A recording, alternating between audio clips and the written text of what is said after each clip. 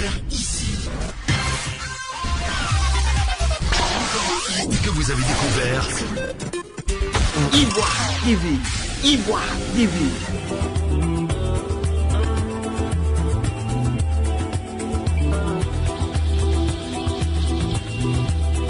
Amis panafricanistes du monde entier, je vous ai réunis ce jour pour vous annoncer officiellement ma décision prise le mardi 17 août 2021 de me retirer de la coalition Ensemble pour la démocratie et la souveraineté et de démissionner de mes responsabilités de 5e vice-président chargé des questions de démocratie et des droits de l'homme au sein de cette coalition. Je voudrais me répéter pour que cela soit clair pour tout le monde. Je vous ai réunis donc aujourd'hui pour vous annoncer officiellement une décision que j'ai prise le mardi 17 août 2021 de me retirer de la coalition Ensemble pour la démocratie et la souveraineté et de démissionner de mes responsabilités de 5e vice-président de EDS chargé des questions de démocratie et des droits de l'homme. Pourquoi ai-je pris cette décision et comment faut-il la comprendre? En 3 points, je vous donne mes raisons. Premier point. D'abord, pourquoi en tant qu'acteur de la société civile, Dr Bouga a-t-il choisi d'appartenir à une coalition avec des politiques? Pourquoi? C'est un risque que j'ai pris, en toute responsabilité, et je l'assume pleinement. En effet, c'est nous, membres de Grande Afrique, le groupe de réflexion et d'action pour la démocratie et les droits de l'homme. C'est nous, ce Grande Afrique que je préside donc, qui avons initié la création de EDS. Je le répète, c'est nous qui avons pris cette initiative de créer EDS. Mais pourquoi avons-nous pris cette initiative? Parce que le contexte sociopolitique qui prévalait en 2015 nous a amenés à inventer EDS. Je vous donne les raisons, le climat qui prévalait en 2015. Premier élément. Le chef de l'État, Alassane Ouattara, venait de se faire plébisciter pour un 2e mandat présidentiel. Et il a même été accompagné dans ce 2e mandat présidentiel par la seule coalition de l'opposition qui existait, qui s'appelait la CNC, la Coalition nationale pour le changement. Voici le contexte. M. Ouattara est candidat pour un 2e mandat, il est pratiquement plébiscité, le score avoisinait les 90%. Et puis, l'opposition a contribué, la CNC, qui était dirigée par M. Charles Konan Banny, lui-même il était candidat à un moment donné. M. Kakabe Kwadjo Konan Bertin, qui était aussi membre de la CNC, a aussi été candidat. À partir de là, ils ont accompagné. Premier point. Deuxième argument. L'opposition était donc morte, quasi inexistante. On est en 2015. M. Ouattara vient d'être réélu. La démocratie était donc gravement en péril. Surtout que les principaux opposants, les partisans de M. Gbagbo, ses militants et ses partisans, étaient pratiquement sans appareil politique pour exister. Puisque le FPI, dirigé par M. Pascal Affi-N'Guessan, a participé à l'élection de 2015. Donc l'opposition n'existait pas. En tant que tel, il n'y avait pas, il n'y avait rien. C'était le deuxième argument. Troisième argument.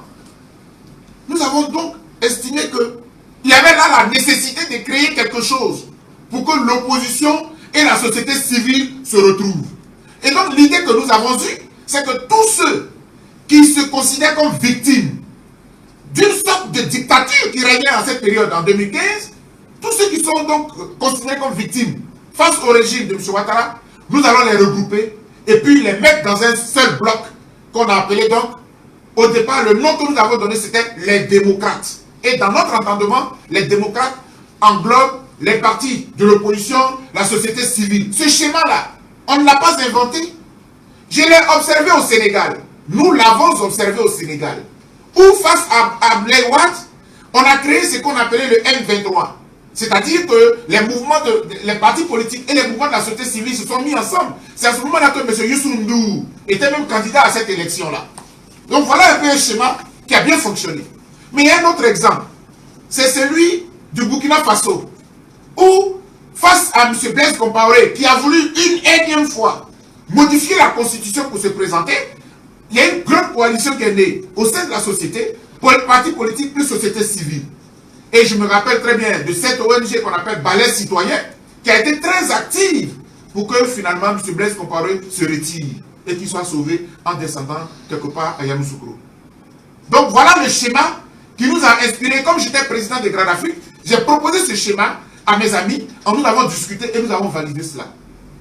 Voilà donc le troisième argument. Et enfin, finalement, sous la houlette de M. Aboudraman Sangaré, parce que lorsqu'on a eu l'idée de créer donc ce mouvement de l'opposition, ce grand ensemble, c'est nous qui avons dit, bon, le président Laurent Gbagbo est à la haie, il est à Scheveningen, pourquoi nous ne le prendrions pas comme référent politique? Puisque dans les objectifs que nous avons fixés pour cette coalition, c'était de faire en sorte que la justice soit juste et équitable. Et que ce ne soit pas seulement le président Laurent Gbagbo qui paye de la crise de 2010-2011, alors qu'ils ont fait tous une guerre, et c'est lui seul qu'on a déporté à la haie. C'est pour cela que nous avons tout fait pour le joindre, pour lui demander d'être le référent politique. Et c'est lui, le président Laurent Gbagbo, qui nous a dit, allez-y à Abidjan, rencontrez mes amis qui sont à Abidjan, notamment le président Aboudraman Sangaré. Et c'est ainsi que, et je termine dans le dernier argument, c'est ainsi que j'ai appelé Pulchéri Edith Balé, qui était ma porte-parole de Grande Afrique. Je lui ai dit, Pulchéri, prends une délégation et allez-y voir le président Aboudraman Sangaré, comme le président Gbagbo nous l'a conseillé. Et ce jour-là, j'ai demandé à Maître Hervé Guamene, qui est mon avocat personnel, et qui est aussi militant des droits de l'homme comme moi, de longue date, ancien président de APDH, après moi, parce que j'ai été président de APDH. Donc c'est comme cela qu'ils sont allés en délégation rencontrer le président Aboudraman Sangaré. Tous les dinosaures du FPI étaient là. Voilà, tous les dinosaures. Quand j'ai dit tous les dinosaures, Aboudraman Sangaré étant là, voilà, Madame Odette Lorugnon, tous ils étaient là. Et nous avons donné le projet. Je vous parle de 2015. Mais si ce projet a vu le jour, rendons à César ce qui est à César, c'est parce que Aboudraman Sangaré s'est impliqué. Paix à son âme. Donc aujourd'hui, oui, on peut dire c'est lui le père. Mais nous, nous sommes les initiateurs et j'en suis fier. Parce qu'il faut rendre à César ce qui est à César. Le 20 avril 2017, officiellement, Grande Afrique, EDS, Ensemble pour la démocratie et la souveraineté, là-bas à l'hôtel Belle-Côte, a donc vu le jour et mon représentant a signé la charte donnant naissance. Ce jour-là, il y avait tous les membres fondateurs. Et je précise que aucun membre fondateur ne peut se sentir offusqué parce que lorsque vous créez, tous ceux qui signent la charte sont égaux. Ils sont égaux, ils sont tous pairs de la création de cette coalition. Donc, ce n'est pas Dr Boga et Grande Afrique qui sont les seuls membres fondateurs. Nous sommes tous des membres fondateurs à équidistance. Mais comme je suis devant la presse, je restitue les faits, comment cela s'est déroulé jusqu'à ce que, même le nom EDS, ça a été une proposition de Aboudraman Sangaré et du staff du FPI. Voilà. Donc, je dis les choses telles qu'elles sont. Vous savez, je suis vivant et personne ne peut trafiquer ou alors travestir l'histoire de mon pays. Je suis trop témoin de beaucoup de choses, par la grâce de Dieu. Le deuxième argument qui fait qu'aujourd'hui, je mets fin donc à ma mission à EDS et je démissionne de mes responsabilités de vice-président chargé de la démocratie et des droits de l'homme. Le deuxième argument, c'est que aujourd'hui, peut-on dire que oui ou non, EDS a atteint son principal objectif? Et je réponds que oui, nous avons atteint l'objectif pour lequel nous avons créé EDS. En tout cas, l'objectif principal. Parce que même la reconquête du pouvoir, c'est un objectif mais subsidiaire. On a créé EDS dans un contexte où il fallait tout faire pour que le président Laurent Gbagbo soit libéré de là où il se trouve, aussi longtemps que l'autre camp ne serait pas traduit devant la justice. Je suis un militant des droits de l'homme, je me bats pour la justice et pour l'équité. Je ne peux pas accepter, et je n'ai jamais accepté, que le président Laurent Gbagbo soit lui seul à la haine. Et c'est pour cela que j'ai parcouru le monde. Pour cela. Et c'est pour ça que j'ai été en exil. Et c'est pour cela qu'on m'a menacé de mort. Voilà. Maintenant, il a été acquitté. Maintenant, il a été libéré. Maintenant, il est rentré en Côte d'Ivoire depuis le 17 juin 2021. Oui, pour moi, Grande Afrique a atteint son objectif principal. Surtout que maintenant, il refait ce qui s'est fait le mieux, la politique. Il est en train de se mettre en place, de se créer un grand parti politique et tout. Donc oui, nous avons atteint l'objectif. Je tenais vraiment à le dire. Et Grande Afrique en est fière parce que c'est une victoire de EDS. C'est vrai que les techniciens du droit diront, les avocats, ce sont eux qui ont travaillé. Mais vous savez, ce qu'on a vécu à la haine, ce n'est pas une affaire d'avocature. Ce n'est pas une affaire de droit. C'était un procès, tout le monde le sait, hautement politique. Donc, ce combat-là, il fallait d'abord travailler sur l'image du président Laurent Gbagbo. Dire à la communauté mondiale que ce monsieur que vous poursuivez là, que vous considérez comme dictateur criminel, là, vous vous trompez. Et à la haine, le juge Kinot Arfuseur a eu un déclic. Il s'est dit, mais quel est ce dictateur? Mais quel est ce criminel pour qui, depuis qu'il est à la haine ne désemplit plus? Et ce sont ces éléments-là qui ont amené ce juge italien à qui nous rendons toujours hommage. Il y a des choses qu'on sait, mais on ne peut pas le dire. Il a fouillé et il a compris que le problème ivoirien, là, c'était au-delà de la personne de Laurent Gbagbo. C'était un système où la communauté internationale, notamment la France, était trop impliquée. Et le juge, il a agi comme un rebelle. Regardez le déroulement du procès. Un procès qui n'avait pas allé à son terme. Il a stoppé net après le premier round. Parce qu'il a compris ce qui s'était passé. Et ce travail-là, ce n'est pas un travail qui s'est passé dans le prétoire. Non. Ce sont des effets extraordinaires, extérieurs au procès lui-même. On a travaillé sur l'environnement. On a travaillé sur l'image. On a écrit des livres. On a parlé partout. Les gens ont marché. C'est pour cela que chaque fois que j'ai l'occasion, je remercierai toujours la diaspora. Parce que s'il n'y avait pas la diaspora, la démocratie en Côte d'Ivoire serait morte.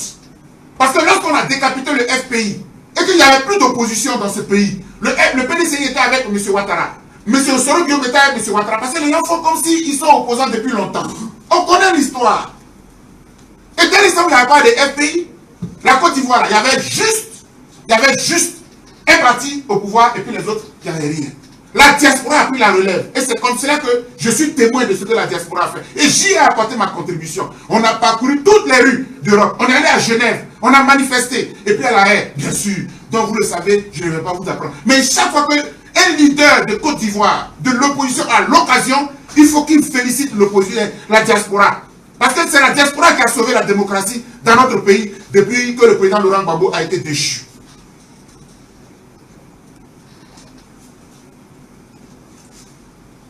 Le dernier argument, et puis j'en aurai fini pour prendre vos questions. De toute façon, je vous donnerai les deux feuilles. Parfois, j'explique un peu, mais vous voyez que l'écrit est tout à fait... Voilà. Le dernier point, le temps est donc venu pour moi de me retirer de EDS et de rendre ma démission de mes responsabilités de 5e vice-président de EDS chargé des questions de démocratie et des droits de l'homme.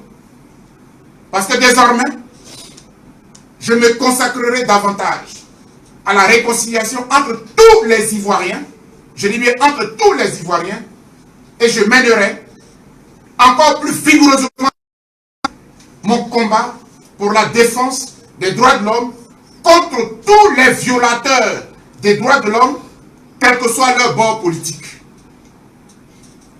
Je reprends, pour que ce soit clair pour tout le monde. Dr Bouga est rentré dans un esprit de réconciliation. Quand tu veux réconcilier plusieurs partis, il faut te mettre à équidistance de toutes les parties. À cause de l'injustice qui a été faite au président Laurent Gbagbo, j'ai pris fait et cause pour lui, à travers le monde. Et je l'assume. Et pour cela, je reprends ma posture du militant des droits de l'homme, qui est à la fois ami à tout le monde, mais qui est à la fois aussi, comment dirais-je, je crois que c'est Fraternité Matin qui avait ce beau slogan, sous Honorat de Yedan, ni neutre, ni partisan. Je ne suis pas neutre, mais je ne suis pas un partisan. Et je dis. Merci. Sinon, tu peux applaudir si tu voulais. Hein. Alors, j'ai vu qu'il l'a donné. chers amis de la presse, Afrique Média, le Patriote, l'Intelligent, le Fraternité Matin, IREN TV, Ovadjab, PDC TV, la diplomatique. Voici donc, on va dire, l'exposé du président. Il y a aussi l'Intel qui est là. Et puis l'infodrome, d'accord. Donc nous avons l'Intel qui vient d'arriver. Donc voici la première partie relative à la déclaration du président. Ça donne les réponses suffisantes. Là, il faut toujours poser des questions pour comprendre davantage. Donc on va ouvrir la seconde partie de la cérémonie, à savoir les questions de la presse.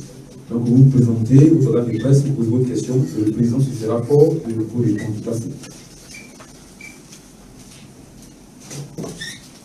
Donc le micro est ouvert, et si le ministère qui veut bien prendre la parole, il n'y a pas de problème. C'est la presse.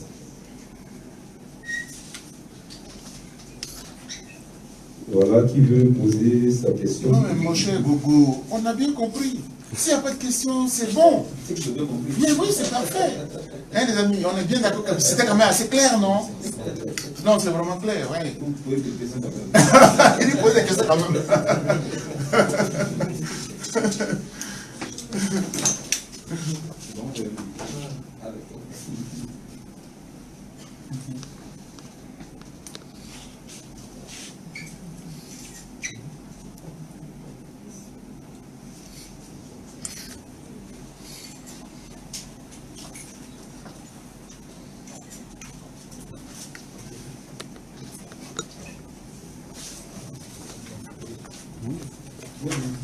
Oui, monsieur le président. Oui, bonjour cher ami. Moi c'est Mohamed Comparé de la diplomatie d'Abidjan. Très bien. Et là c'est une question personnelle. Moi je voudrais avoir votre avis personnel sur la création du nouveau parti qui est en cours du président Laurent Gbagbo. Quel est votre sentiment personnel sur ce point? D'accord. Très bien. Merci beaucoup. Merci mon cher comparé. Et puis, comme c'est une question personnelle, je voulais aussi personnellement te féliciter aussi, parce que je sais que tu es tout heureux de t'être marié ces temps-ci. Hein, je suis, pour vous pratiquer, je suis un peu informé. Félicitations. Que Dieu bénisse ton nouveau couple. Voilà. Écoutez, la question qui m'est posée, comme ce qui est intéressant dans mon cas, c'est que je suis un intellectuel libre. Moi, j'aime beaucoup me prononcer, voilà. Et puis, je respecte beaucoup les gens en qui je crois, que j'aime beaucoup. Vous savez, je finis par être un des grands admirateurs du président Laurent Gbagbo. Ça, je ne le cache plus. Parce que, et même aujourd'hui encore, j'admire aussi le président Bédié. En fait, moi, mon problème, c'est que quand quelqu'un démontre son amour pour le pays, il m'a tout de suite. C'est comme une femme, ainsi, le monsieur, il a touché ton point faible là, voilà, tu vois. Moi, je suis comme ça. Voilà. Le président Gbagbo a démontré, mais vraiment, comme vous faites à bâtir ce pays, vous faites à lutter, 46 et tout. Parmi toute sa génération, il a été celui qui nous a bâti le pays. On est obligé, on a tous aimé, qu'on le veuille ou pas. De notre époque là, Laurent Gbagbo a démontré qu'il aime la Côte d'Ivoire. Et moi, je ne peux que être fasciné devant cela. Et le président Bédié, du haut de ses 86 ans, mais je suis bluffé. C'est pour ça que quand je suis arrivé, je suis allé le voir.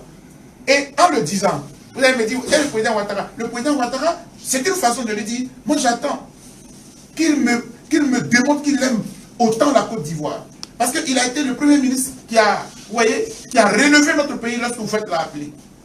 Mais quand je vois aujourd'hui dans le domaine politique, la façon dont je vois les violences et tout ça, et puis parfois, les gens se réclament de lui. Même la rébellion qui m'a fait partir en exil se réclamait de lui.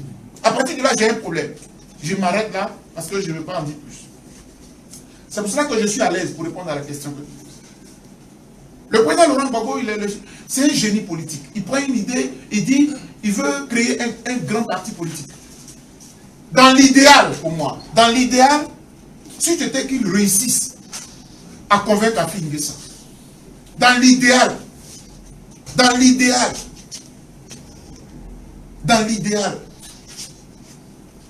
mais les raisons qui font qu'il ne veut plus aller sur ce terrain-là, je ne les connais pas. Donc je respecte sa décision, enfin sa stratégie. Comme je ne connais pas les raisons qui ont fait qu'il ne veut plus aller sur ce terrain, Je respecte cela. Mais comme je le dis, je parle français. Je dis dans l'idéal, c'était de voir le président avec la fille et tous ceux qui sont autour de lui. Ça vraiment, si quelqu'un me reproche ça, c'est que vraiment, bon, je ne vais pas parler comme les gens disent, maudit ou bien, je ne sais pas s'ils aiment dire, mais franchement, il faut aimer la paix autour de soi. Moi, j'aurais aimé cela, malheureusement.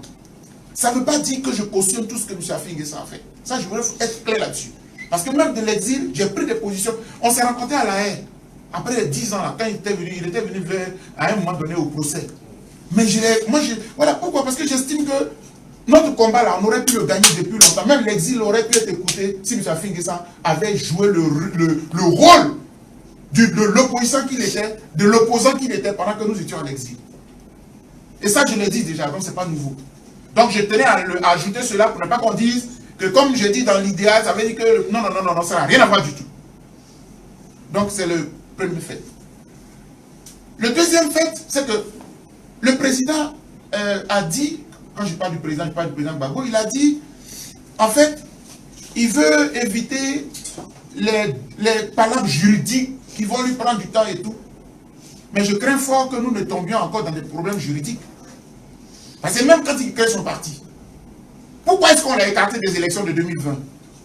Pourquoi est-ce qu'on l'a retiré de la liste électorale?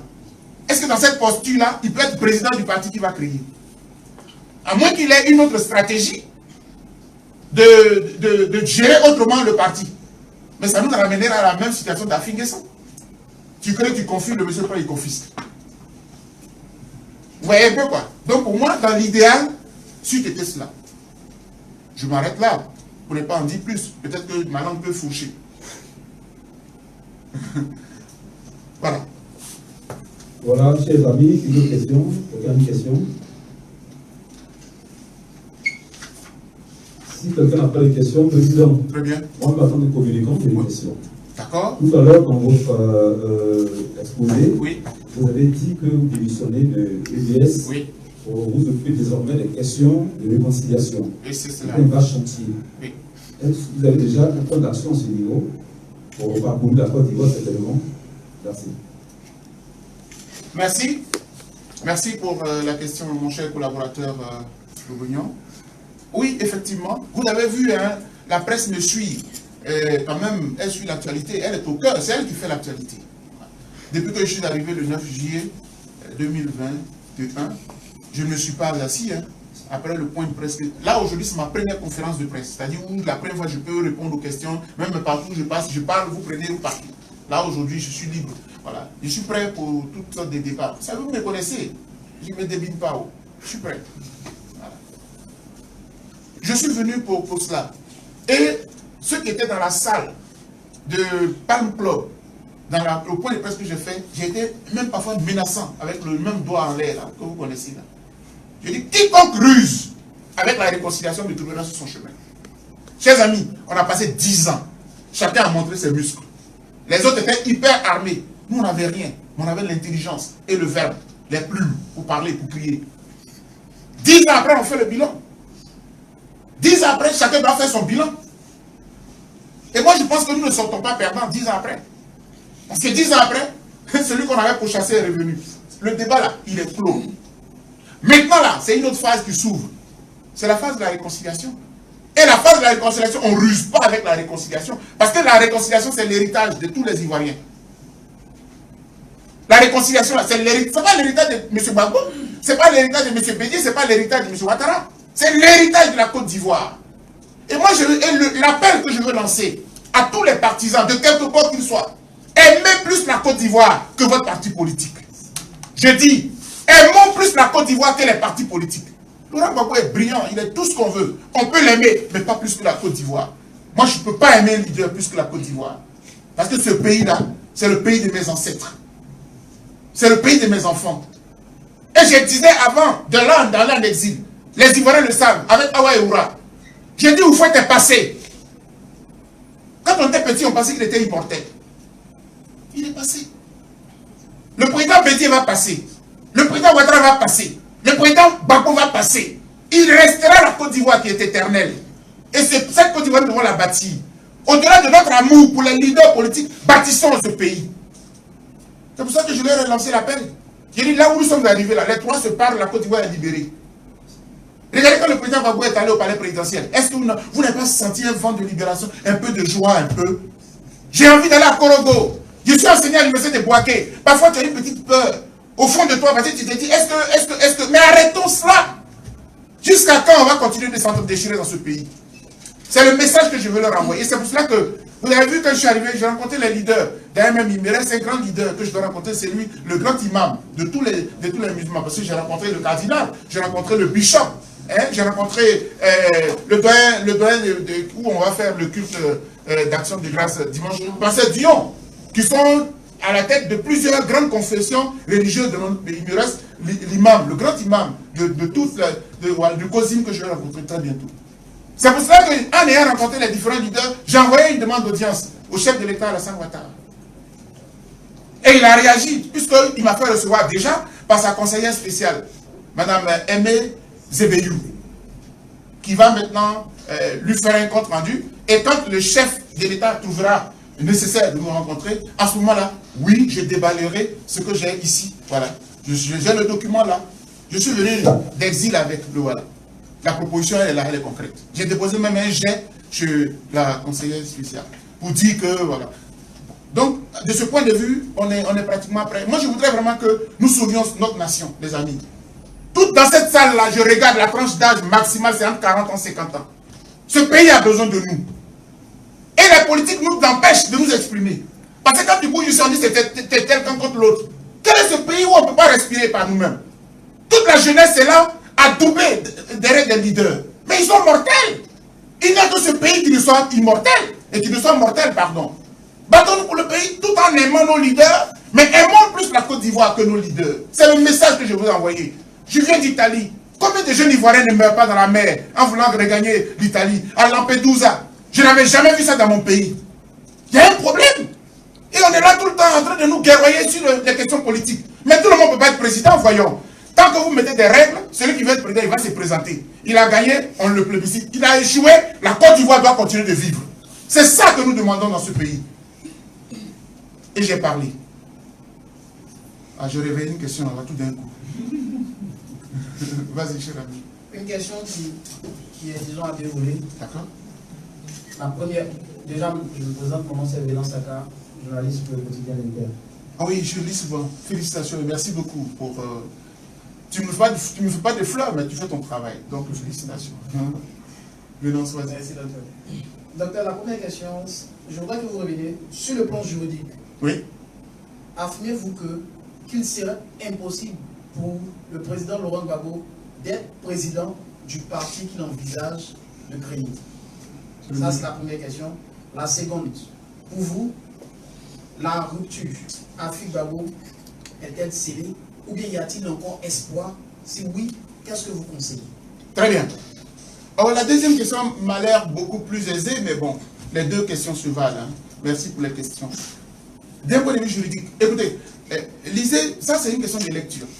Que disent les textes de loi en Côte d'Ivoire sur la direction d'un parti politique? Il y a des conditions. Premier élément.